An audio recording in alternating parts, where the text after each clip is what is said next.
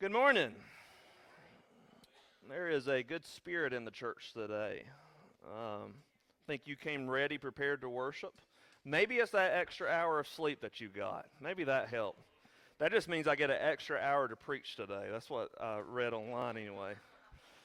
It might take me that long, so I better jump into it. We are going to continue our series called Faithful, and during this series, we're going through the book of Daniel, looking at Daniel's life, and specifically today, we're going to look at a story that you are probably familiar with.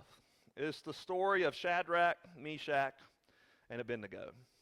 I think this is one story that if you were in church when you were younger as a child, this is one story that probably stood out to you, a story that I remember being covered in Sunday school. We would act it out. There would be different songs that go with it. And anytime I am led to preach a sermon from a passage that everyone knows, I always find that tougher than preaching maybe somewhere else. Because I think it's very easy for us to think, I already know this passage, so I'm going to tune this out because I know what he's going to say. He's going to say God's with us through the fire. I mean, that is what most preachings on this passage is going to focus on, and we're going to talk about that towards the end.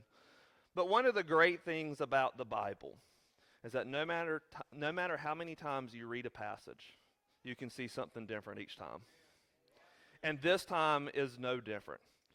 I read through this, and one statement stood out to me that gave me the direction for us to go in today. So let's go and jump into it. We're going to be in Daniel chapter 3. We're taking it mostly verse by verse, and we're going to summarize the last little bit just for time's sake. Last week, if you've not been here for the last couple weeks, God's people has been taken captive into Babylon. They have a king named King Nebuchadnezzar that is not a very good king. He worships false gods. He had a dream last week in Daniel 2. God gave Daniel the ability to interpret that dream, and the dream had to do with what was going to happen in the future and along with the end times. We covered that last week. And at the end of that, King Nebuchadnezzar is like, your God is God, and he respects the God of Daniel. Well, something's changed because this is not the same King Nebuchadnezzar in Daniel 3, which tells me there's probably some time that has passed from Daniel 2 to Daniel 3. So let's look at verses. We're going to start with verse 1. King Nebuchadnezzar made an image of gold, 60 cubits high and 6 cubits wide, and set it up on the plain of Dura in the province of Babylon. So this could be, kind of what the picture looks like. We don't really know what the gold statue looks like, but it's a statue of gold, and this thing is humongous. If you're not familiar with what cubits means, let's just put it in American language. This was a 90 feet tall and 9 feet wide statue. This is a big statue. There is some debate on whether this statue was of King Nebuchadnezzar, or was it of a false god? They would worship a pantheon of gods, a bunch of different gods. Was it one of those gods that he made a statue of? We don't really know. It just said that King Nebuchadnezzar made an image of gold. One of the commentaries I read said that it probably is of a false god, because if it was of King Nebuchadnezzar, then they would just worship King Nebuchadnezzar because he's there. They wouldn't have to worship this false image. Anyway, the point is, though, there is this ginormous statue that has been created. Interesting to me that the statue is gold, because if you remember the dream last week, Babylon was depicted as the gold head in that dream. Verses 2 and 3, he then summoned the satraps, prefects, governors, advisors, treasurers, judges, magistrates, and all the other provincial officials to come to the dedication of the image he had set up. So the satraps, the prefects, the governors, the advisors, the treasurers, the judges, the magistrates, and all the other provincial officials assembled for the dedication of the image that King Nebuchadnezzar had set up. And they stood before it. Rather than me going through what each one of these groups represent, I just want you to know that these are the leaders under King Nebuchadnezzar in Babylon. These are leaders of the provinces. Think in terms of us, it'd be like mayors, governors, senators. These are the who's who of Babylon society. And he told them, hey, come. We're going to dedicate this image. We're going to dedicate this statue. I want you all here. Verses 4 through 6. Then the herald loudly proclaimed, nations and people of every language, this is what you are commanded to do. Now remember, Babylon has taken over the known world at this point, and so that's why they're able to say nations and people of every language, because there's a mixture of nations that they have conquered and people from all over that have gathered here together. So the herald is announcing, hey, this is what you're commanded to do. Verse 5. As soon as you hear the sound of the horn, the flute, the zither, the lyre, the harp, the pipe, and all kinds of music, you must fall down and worship the image of gold that King Nebuchadnezzar had set up. Whoever does not fall down and worship will immediately be thrown into a blazing furnace. Just for time's sake, I'm not going to go through what each one of these instruments are, but you can get the picture that this is almost like a full band. This is a full setup. These are different instruments that they have. It's a big affair. It's a big event. And when all of these instruments make this noise, the instruction is they are to fall down and worship that gold image, that statue that is set up. And obviously this statue is pretty tall, so they're probably going to be able to see it from a long distance away. And they should be able to hear, with all those different instruments, they should be able to hear the sound and know, hey, now is when we are to worship. I think the only thing that I could think of that maybe we can identify this with is, some Muslim cities, they will play music when it's time for them to pray, because they pray at certain times during the day. And so you'll hear the music playing, and they turn and they pray and they bow down. That's the same sort of picture here. One thing I do want to note about this list of musical instruments, and this is kind of cool. We're going to see this list time and time again. I think it's 3 or 4 times here in Daniel 3. And each time we see this list, it is a sign that something important has happened or is going to happen. Each time we see this list, it serves as a transition from one part to the next part here in Daniel 3. So this is like a literary thing that Daniel put in for us essentially for him to say, hey, pay attention, because here's something important happening. So with this first time that the instruments are listed, it's basically the command is given out. Here's what you are to do. Let's go verse 7. Therefore, as soon as they heard the sound of, here's the list again, the horn, the flute, the zither, the lyre, the harp, and all kinds of music, all the nations and peoples of every language fell down and worshiped the image of gold that King Nebuchadnezzar had set up. So there's the list again, and what has changed? We went from the command given out to now they're actually doing it. They're actually worshiping this image. Verse 8. At this time, some astrologers came forward and denounced the Jews.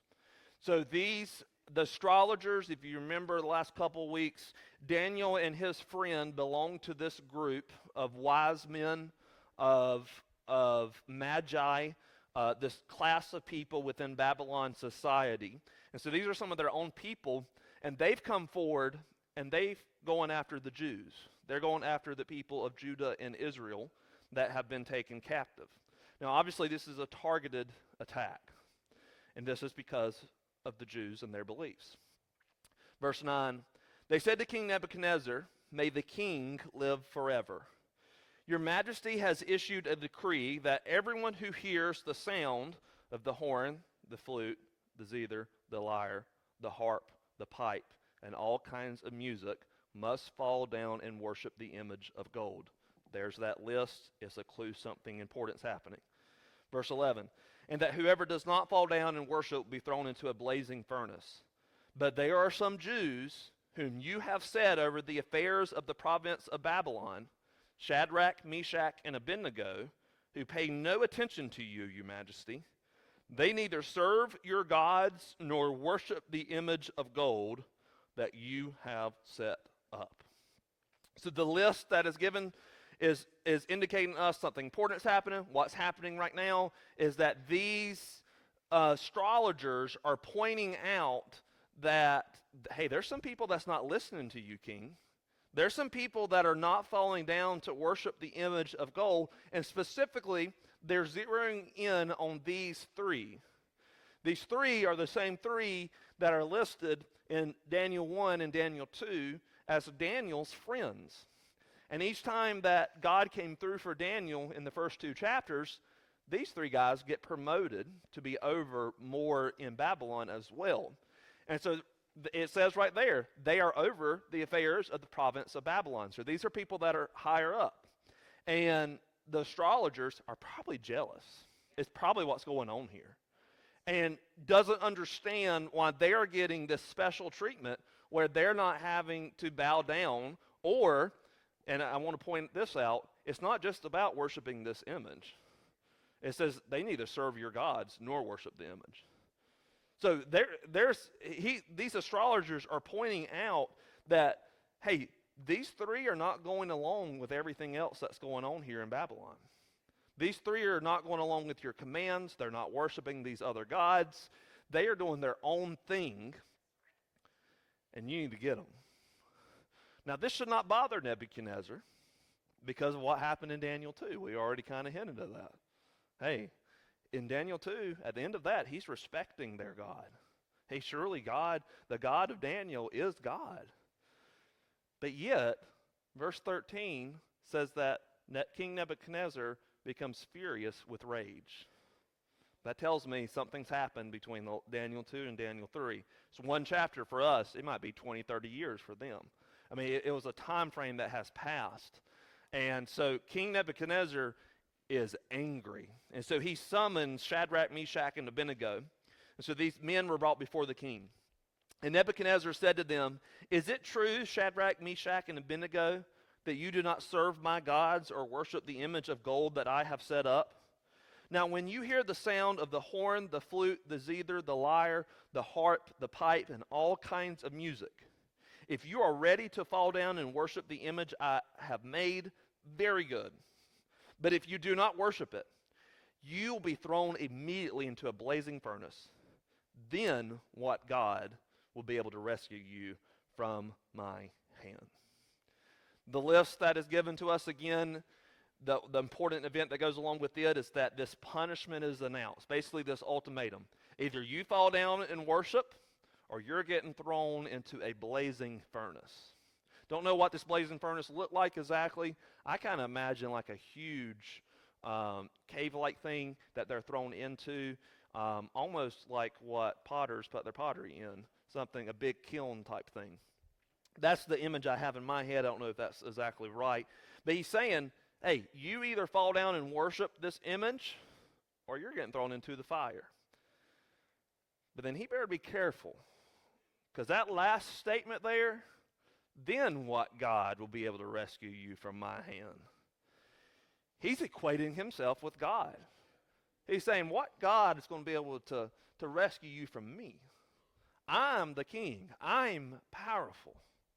What he's doing here is, once again, I think I've said this in every sermon so far, back in this time, it was the gods of these different countries versus other gods. It's setting up this battle between King Nebuchadnezzar and his false gods and the one true God, the God of Shadrach, Meshach, and Abednego. Shadrach, Meshach, and Abednego replied to him, "King Nebuchadnezzar, we do not need to defend ourselves before you in this matter. If we are thrown into the blazing furnace, the God we serve is able to deliver us from it, and he will deliver us from your majesty's hand. But even if he does not, we want you to know, your majesty, that we will not serve your gods or worship the image of gold you have set up." Man, what a stand that they take. They says, hey, we don't need to defend ourselves in front of you. And you're the king of Babylon, but we serve a greater king. We serve someone that's greater than you, and that is who we ultimately answer to. And so they say, we can't do this, and they can't worship this false image because of what was commanded of God's people in Exodus 23 through the first part of verse 5. It says, you shall have no other gods before me. Right now, King Nebuchadnezzar is trying to get them to have another god. And then this one, you shall not make for yourself an image in the form of anything in heaven above or on the earth beneath or in the waters below. You shall not bow down to them or worship them. So what King Nebuchadnezzar is asking God's people to do is blatantly against what God has commanded them not to do. And so Shadrach, Meshach, and Abednego are taking this stand in front of the king, which, number one, took a lot of courage for them to say, I'm sorry, we're not. This is against what God has commanded us to do, and we don't answer to you. Ultimately, we answer to God. And so they say in verse 17, if we are thrown into the blazing furnace, the God we serve is able to deliver us from it, and he will deliver us from your majesty's hand. Now, we look at that verse, and we're like, great. That is a faith-filled verse. That's kind of the song we just sang. That's kind of the focus of it, that we know that God can do the impossible. We know that God can get us can save us from any situation. We know that God is a great God. And this is, I think for us today, what they're saying there is equal to us praying that someone would experience healing, that they would be completely healed of their cancer, that they'd be completely healed of that disease, that they would turn completely around and turn to God, that the impossible would become possible. And God can do it. And so we read that verse and we're like, yes. And that's often where the sermons go when we look at this story, because it's encouraging that God can do the impossible. And spoiler alert, he does. He does this very thing that is, they state in verse 17, they get thrown into the furnace and God rescues them. Because God is that type of God. He can do the impossible. That would be what I would typically get up here and preach, an encouraging sermon that God is going to come through. If we have faith, we just have to be bold in our faith, etc., etc. But I think that verse 18 is where it's at. Can you put that back up, Zach? I think it's bold to pray that God would do the impossible. I think it's even more bold to say this.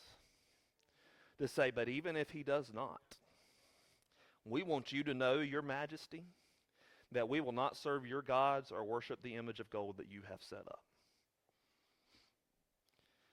See, my sermon just did a flip, because we could have done a really encouraging one about how God can do the impossible, but instead what we're going to talk about today is how to keep our faith strong even when God doesn't come through. Because I think that is probably more helpful to us than for me to get you hyped up and send you out of here. And then let's say God doesn't come through for you and you're having a crisis of faith. They are saying that even if we are tortured in this fire, even if our skin begins to melt off of our bones, even if we get in that fire and we burn up, we want you to know, your majesty the king, that we are still not going to serve your gods or worship this image. That even if God does not come through, we still aren't doing what you want us to do, which would be disobedient to God. That's bold. That is true faith. That's the faith that we are called to have. That made me wonder if we have that type of faith. The statement, the line that we're going to be working with is this: the faith of, even if he does not, I still will. They say we still will because they're a group. But even if he does not, I still will.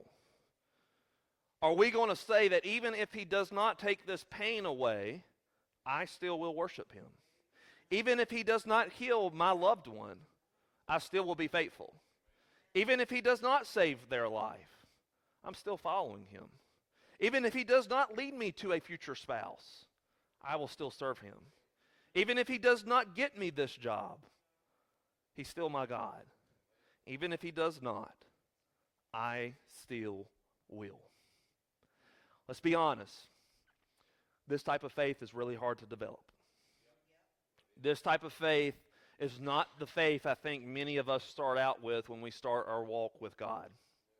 It's a faith, I think it's hard because it's a faith that's counter to what we feel. When things are going good, we can pray that first part and pray that God would do the miraculous, that God will come through, and it's easy to follow God when things are going good. But when you feel like God hasn't come through for you, when you feel like God hasn't done what you thought he should do, that's when faith gets hard. Because you're not feeling it. But God still calls us to worship him. It's also countercultural. We live in a culture here in America and even in the church that everyone is there to serve us. You go to the grocery store, the workers are there to serve you. You go to a restaurant, they're there to serve you. And we can bring that mindset into our relationship with God and think that God is there to serve me. That God is supposed to come through for me. And there's even scriptures like talking about that God's a good father, that if you who are earthly fathers know how to give good gifts to your children, don't you know that God, who truly is good, knows how to give good gifts? So like we can look at those scriptures and we're like, man, God's a good God. He's going to give me what I need. He's going to give me what I want. He's going to come through for me. And that's kind of been set up in our Christian culture. That's been set up in the culture around us, but it has made its way into the church. I call it consumerism, where we are there to consume what God wants to do for us. But what happens when God doesn't do what we think he should? I've dealt with enough customers at Food Lion where I didn't do what they thought I should, and they let me have it.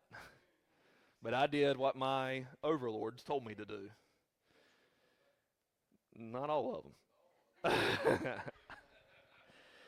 And so we have to develop this type of faith when it's counter to what we feel and what the world is around us. And it's a faith that I think takes time to develop, and I think we can look at the life of the disciples and see the time that it took for them to develop this type of faith. I know they didn't have this type of faith because they disappeared when Jesus went to the cross.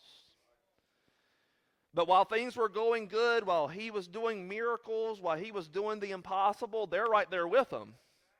But when he says, hey, I got to go die. When he was being tortured, when he was hanging on the cross, they did not, many of them, there was some there, but many of them were gone. Peter himself denied Jesus 3 times. He was fine with Jesus until Jesus did not do what he thought he should do as the Messiah.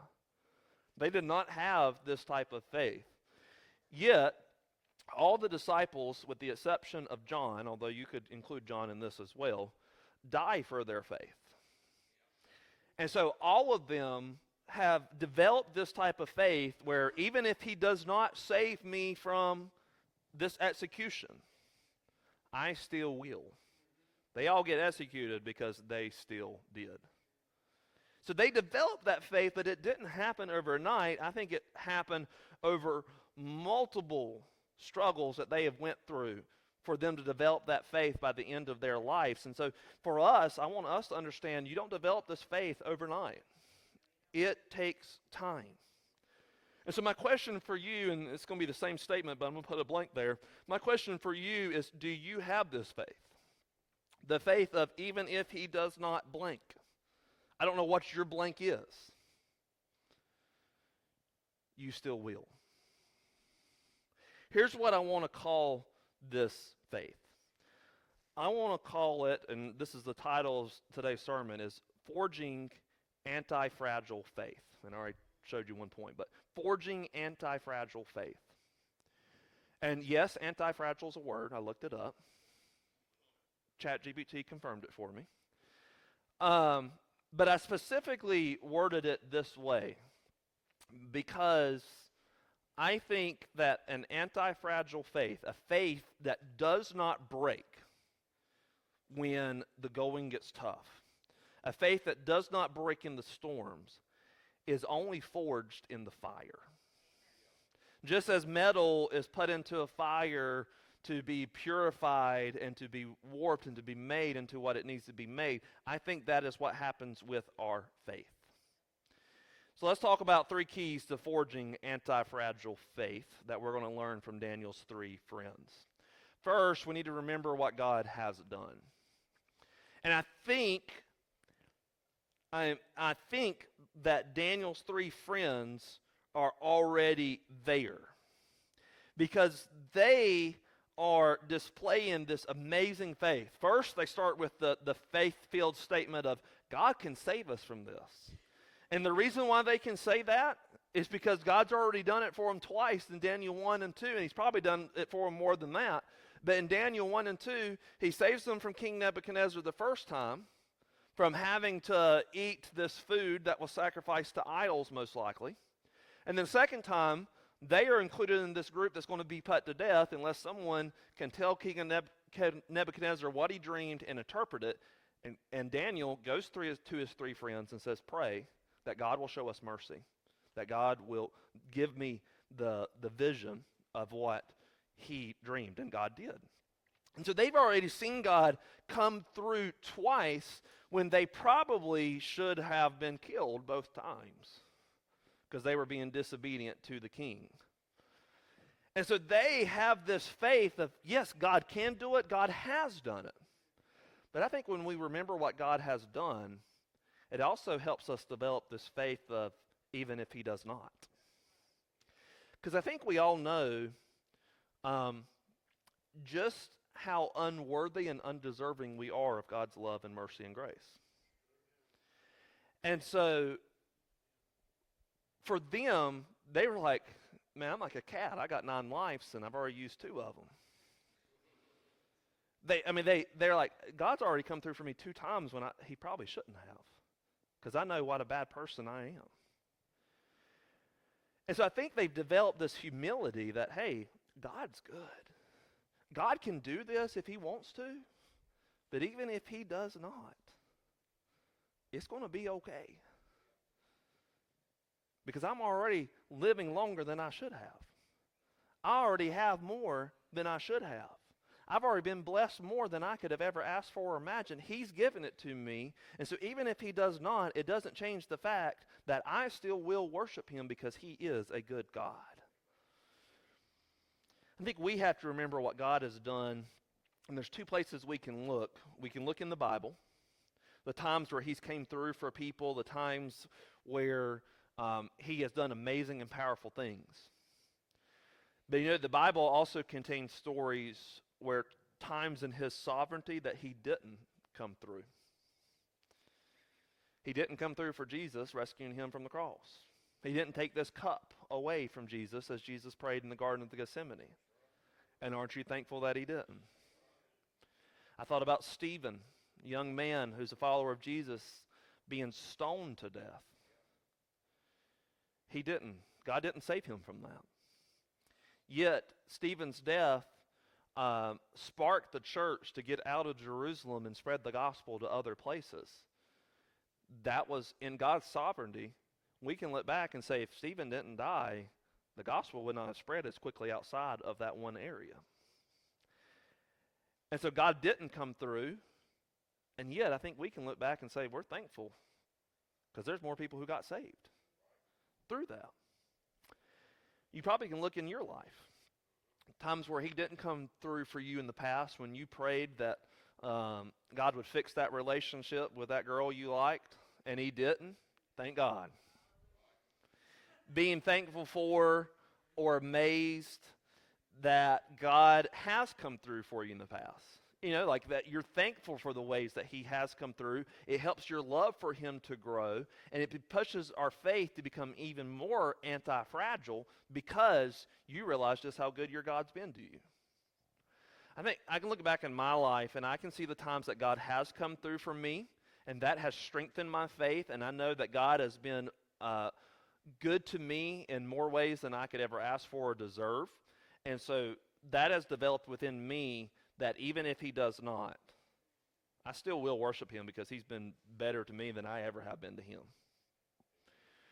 But there's also been times in my life where he didn't come through. And one time in particular that I can think of was in my first pastorate, my first job as a pastor. I only lasted a few months. I was 20, 21 years old. I was hoping I would be able to continue there and pastor, but it didn't work out. And back then I looked at it as God didn't come through. But boy, am I thankful that he didn't. Because we wouldn't be here today. This would not be here. Because I would have still been down there probably. And so I'm glad, looking back, that he didn't. And so it trusts me that even if he doesn't now, he still has a plan. I just have to remain faithful. That in particular helped me develop that type of faith. So I can think of both the times he's come through and the times he didn't that have helped me grow a more anti-fragile faith, and you probably can too. You're probably thinking of those times as well. The second key that I see in this passage is that you need to have the right people around you. I wonder, would Shadrach, Meshach, and Abednego individually had been as bold as they were if they didn't have the other two to take this stand with them? You know, we don't know, so we're speculating here. But one thing I do know is that it's easier to take a stand when you have the right people around you. That it's easier to go through the fire when you have people that walk through the fire with you. And so I think that this is playing a role here. They feel like they can be bold because they have one another. And so you probably can look back in your life and see times in which having the right people around you helped keep you on track. Helped keep you, how many times have maybe you've been faced with a similar, maybe not like this, where fall down and worship this image or die, but you've been faced with this decision to make, and you sought counsel from those around you that helped keep you on the right track. And even though what you may have been asked to do is hard, these people say, I'm still going to be with you. I'm going to walk with you no matter what. I can look at countless times in my life where I can say that. Specifically, I would say around 2019. I look back now, and I realize that I was struggling with major depression around that time. I remember sitting on the beach just crying my eyes out just because I was so down, so depressed. I didn't realize until I've gotten out of it now how bad of a shape I was in then. And I'm not sure I would have made it through it as well as I did if I didn't have the right people around me. If I didn't have my wife, if I didn't have my friends, if I didn't have the church, people that were able to speak into my life and check in on me, I'm not sure I would have made it through it. And you're going to hear another time later on where having the right people around me helped. And so my question for you today is, do you have the right people around you? Because the fires of life are going to come. Do you have people who are going to take a stand with you in the fire if that's what it takes? Or are those people going to flee when the going gets tough? Ecclesiastes 4, 9 through 10 and verse 12 says, 2 are better than 1 because they have a good return for their labor. If either of them falls down, one can help the other up. But pity anyone who falls and has no one to help them up. Verse 12, though one may be overpowered, 2 can defend themselves, and a cord of 3 strands is not quickly broken. That's the wisdom book, Wisdom from King Solomon. He's saying, hey, there's power in numbers. So if you have other people that are going to be with you, that cord of 3 strands is not going to be quickly broken. You need other people with you so that when the storms come that are supposed to shatter your faith has other people to help hold it together. In fact, the author of Hebrews says this in Hebrews 10, 24 through 25. Let us consider how we may spur one another on towards love and good deeds, not giving up meeting together, as some are in the habit of doing, but encouraging one another, and all the more as you see the day, and the day is capitalized because he's talking about the day of Jesus' return, the end of this age, because you see the day approaching. We're going through end times on Monday night in our young adults group. And one of the things we talked about is the tribulation period is going to be tough. And if I know some people believe the church is going to be raptured out beforehand. If we're not, you better have an anti-fragile faith, or it is going to shatter in the face of the Antichrist. You better have a faith that has been forged in the fire. And that's what I think the author of Hebrews is hinting at here. He's saying you need to be around one another, even more as you see that day approaching, because you're going to need people to help you hold it together. So I think these first two are kind of helping us prepare for the storm that is to come, for the fire that is to come, remembering what God has done, remembering how good God has been to us, remembering when God didn't come through the way we wanted him to, yet he was still good. We can look back and see that he was working things for our good. Have the right people around you so that when those times come, you can be strong in your faith. This is what the church should be for one another. We should encourage one another. We should stand in the fire with one another. This third one, though, is specifically for when you're in the fire. And I debated on what point I was going to put up here, but I'm going to put this one. You need to seek the presence of God. Because let's be honest, you're not going to have an anti-fragile faith without God. You can be prepared all you want to stand up in the face of people who are saying die or renounce your faith. You can prepare your mind, you can prepare your heart all you want, but without God's power at work in our life, it's just not possible. And I think we don't see in this passage here that they specifically sought God, but I got to think they prayed. God told them, don't cave to what King Nebuchadnezzar is telling you to do. I'm going to be with you.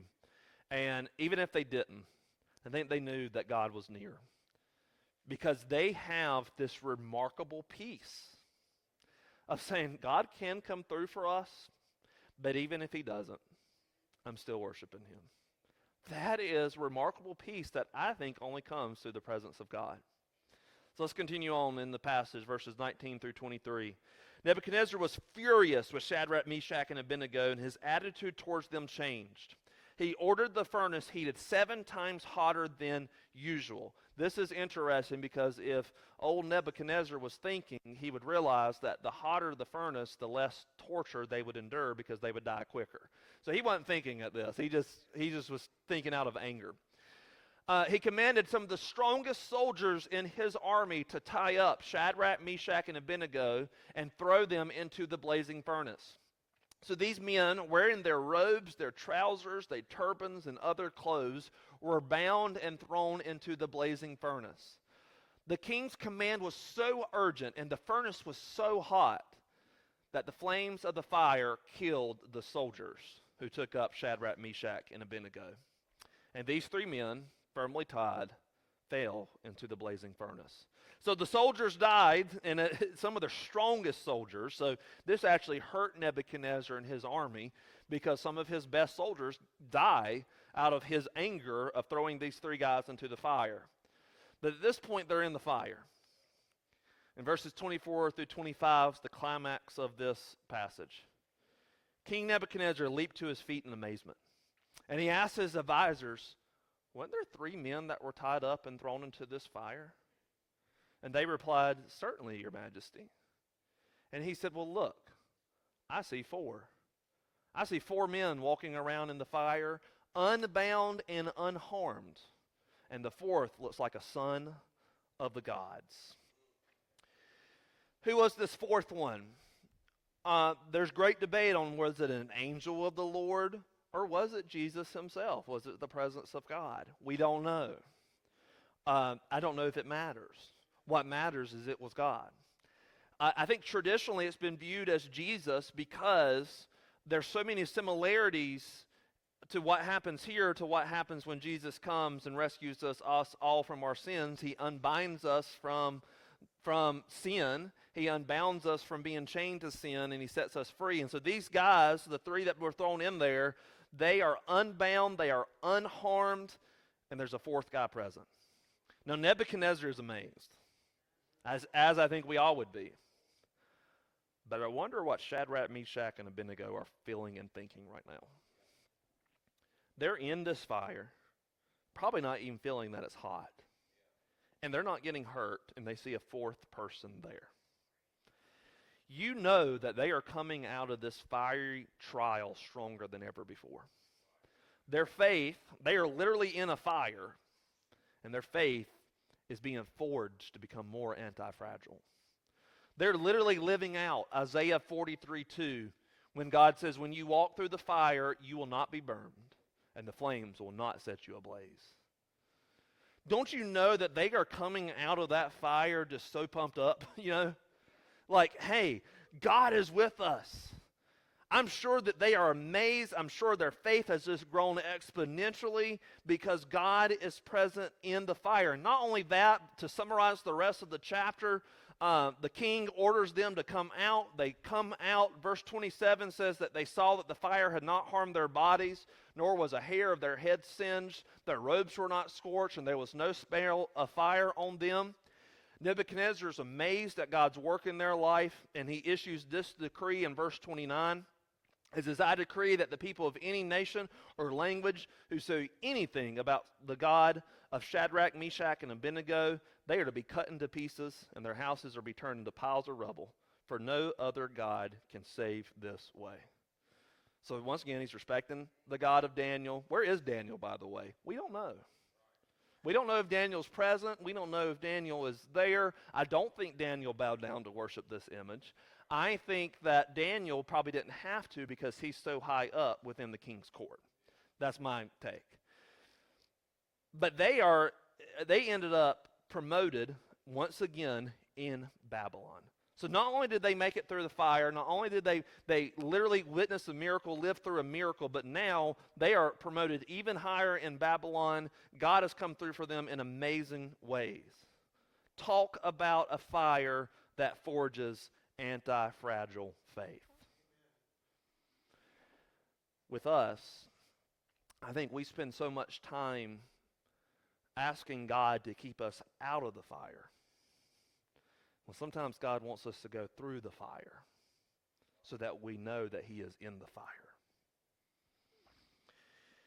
We would rather not go through the struggles of life. We'd rather not face times in which our faith could shatter. But here's what Peter says in 1 Peter. Zach don't have this for the screen because I added it later.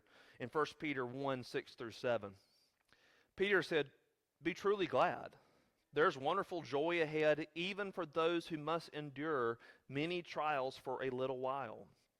These trials will show that your faith is genuine. It is being tested as fire tests and purifies gold. So not only does the fire test you, but it purifies you. Though your faith is far more precious than mere gold. So when your faith remains strong through many trials, aka when your faith is anti-fragile, when it's being forged to be stronger, it will bring you much praise and glory and honor on the day when Jesus Christ is revealed to the whole world. See, when we go through the trials in life, the fires in life, we find out that he is near to us if we are seeking and open to his presence. We're getting ready to enter Christmas season, and one of the titles of Jesus is he's the Prince of Peace. The Bible talks about this peace that's beyond all understanding that can only come from God. Is that not the peace that we see them living out? You cannot have anti-fragile faith without God's presence at work in your life to give you that peace that even if he does not, I still will. The most fragile my faith has ever been was when we had a miscarriage a few years ago. I, of course, had remembered how God has come through for me in the past, and that helped me get through that time period.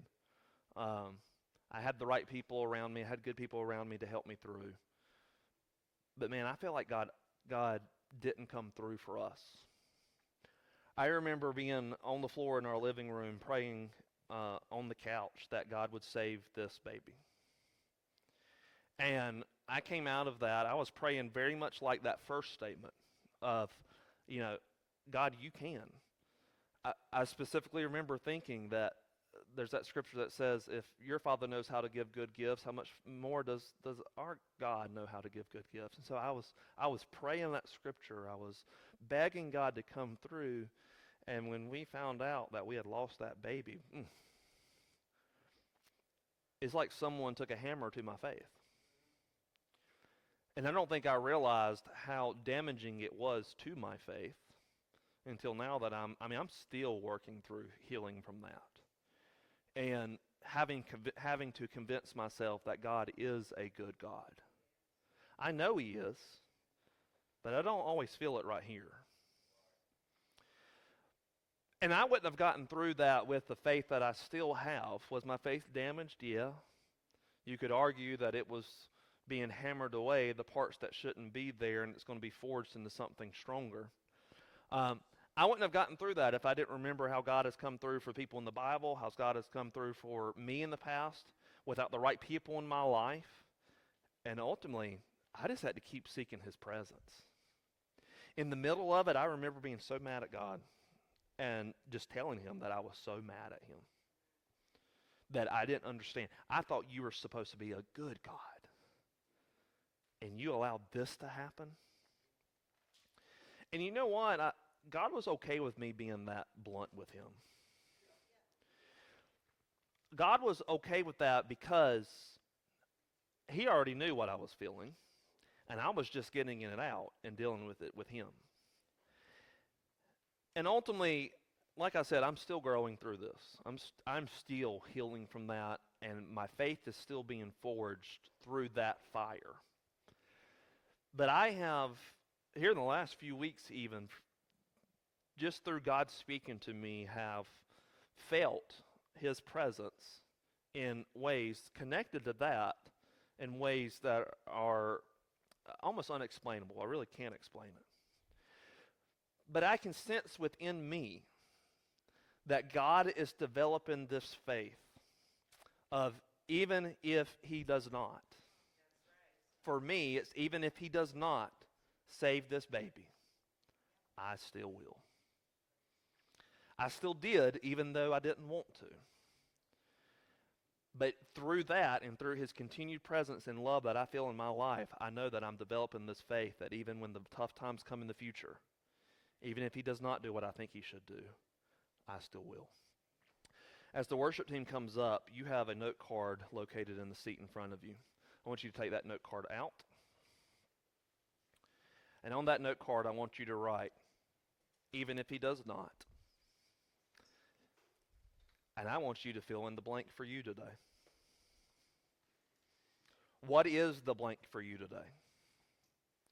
Even if he does not save my loved one, even if he does not take away this pain, even if he does not lead me to a future spouse, even if he does not give me this job, even if he does not, I still will. So I want you to take some time right now. I want you to write down, what is that even if he does not? And we're going to sing one last song. We sang it for the first time last week, and it's called Another in the Fire. And what I'm going to invite you to do, you can be as blunt as you want to be on that card, because we're not going to take these cards. You're going to keep these cards, and you're going to pray over this week. But what I'm going to invite you to do during this last song is to seek his presence. That even if he does not, whatever storm you're going through, maybe you're thinking of something that's happened in the past, even if he does not, I'm still healing from the miscarriage. Even if he did not save my baby, I still will. And of course, I know he did. Someone said to me, your baby is not wherever you think that body is. That baby's in heaven with God. And that hit me like a ton of bricks and helped forge my faith into stronger. So what is it for you today? What is the blank? We're getting ready to sing this song, and I'm going to invite you to come and pray at the altar. Seek his presence. Help him pray that he would forge that faith within you so that you can stand when the trials of life come. Let's pray.